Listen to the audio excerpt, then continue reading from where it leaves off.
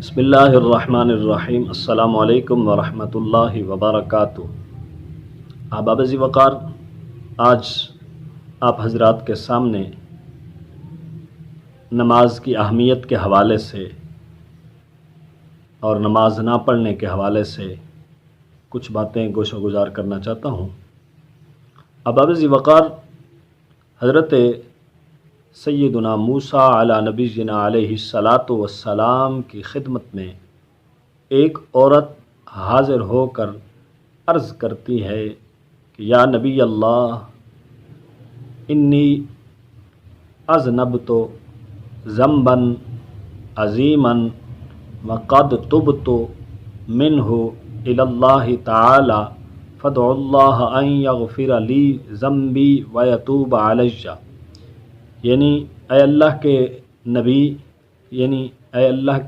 نبی، اے اللہ کے رسول، بے شک میں نے ایک بہت بڑا گناہ کیا، میں اللہ تبارک و تعالی کی بارگاہ میں اس سے توبہ کر چکی ہوں، پس آپ دعا فرمائیے کہ اللہ تبارک و تعالی میرے گناہ کو معاف فرما دے اور میری توبہ قبول فرما لے۔ حضرت سیدنا موسیٰ علیہ السلام نے اس سے دریافت فرمایا، اس سے پوچھا ما ذنبک، تیرا گناہ کیا ہے؟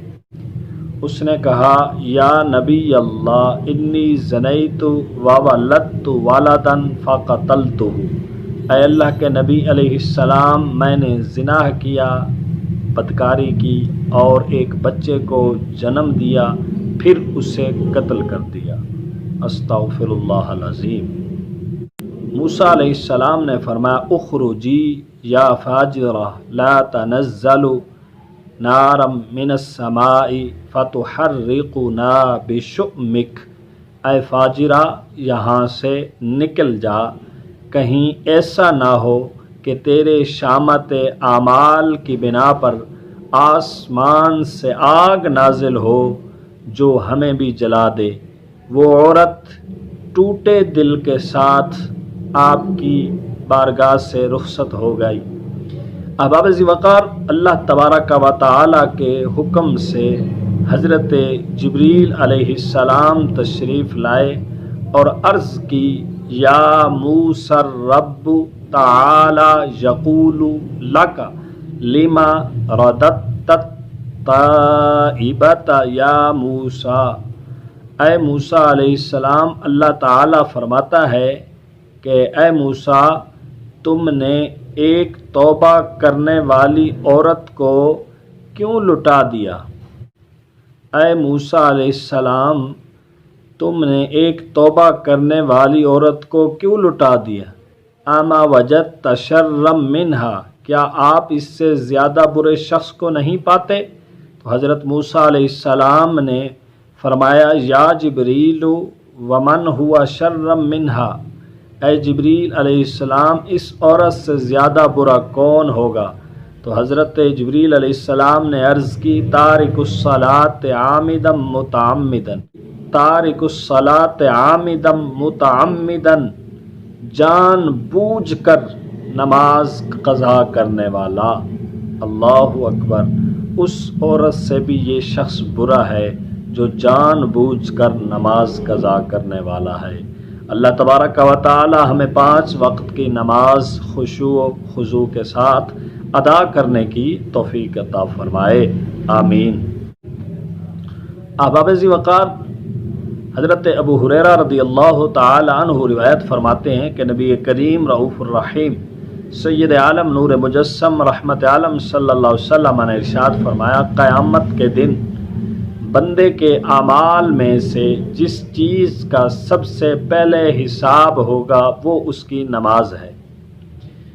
قیامت کے دن بندے کے اعمال میں سے جس چیز کا سب سے پہلے حساب ہوگا وہ اس کی نماز ہے، بس اگر وہ درست ہوئی تو بے شک وہ فلاح پا گیا اور کامیاب ہو گیا، اور اگر اس میں کمی ہوئی تو بلا شک وہ نامراد ہوا اور خسارے میں رہا۔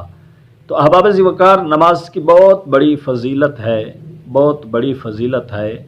حضرت بریدہ رضی اللہ تعالی عنہ روایت کرتے ہیں کہ نبی کریم علیہ الصلاۃ والسلام نے ارشاد فرمایا من ترک صلاۃ العصر فقد حبط عملہ، جس نے نماز عصر ترک کر دی، نبی علیہ السلام نے فرمایا جس نے نماز عصر ترک کر دی اس کے سارے اعمال برباد ہو جائیں گے۔ اللہ اکبر کبیرہ۔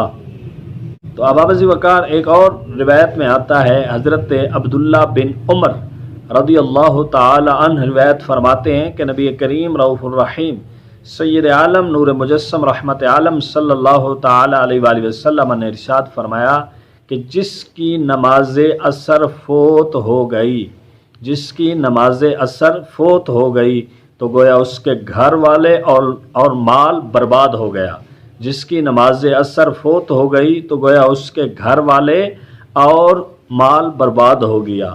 اب ابا ذی وقار آپ دیکھیں نماز عصر کی کتنی فضیلت ہے، جب نماز عصر کی اتنی فضیلت ہے تو 5 وقت کی نماز کی کتنی بڑی فضیلت ہوگی۔ اللہ تعالی ہمیں 5 وقت نماز پڑھنے کی توفیق عطا فرمائے۔